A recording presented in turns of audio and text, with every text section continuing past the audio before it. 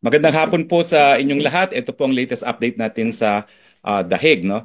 Lilinawin ko lang po yung mga lumalabas na report, hindi po magiging abogado ng presidente si VP Sara dahil sa saligang batas natin ay merong pagbabawal sa pag-practice ng propesyon.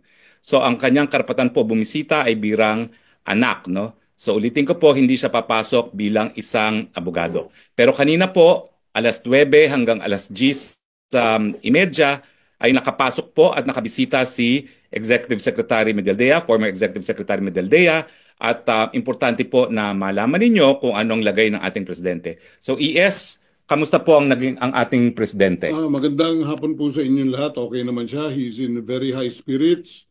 Ah, ano lang siya, naiisip niya ang mga sumusuporta sa kanya. Nagpapasalamat siya sa inyong lahat.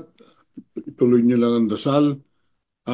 Isa sa medyo namimiss niya yung kanyang usual na kinakain, yung tuyo, yung munggo, at higit sa lahat, yung piniritong saging. Yun ang nawawala sa kanya. Other than that, he's okay. Pagdasal, keep on praying for him. Maraming salamat po. Gano'ng katagal po yung bisita ninyo? Siguro effectively mga 1 oras lang. Kasi maraming protocol ho pagpasok, pero sumusunod tayo sa proseso nila. Oh, ano naman pong itsura ni Presidente Maganda naman ang Duterte? itsura niya. Medyo nakahabol na ng konting tulog. Yun, okay naman. Meron ba po siyang mensahe para sa mga nagmamahal sa kanya dito sa buong mundo?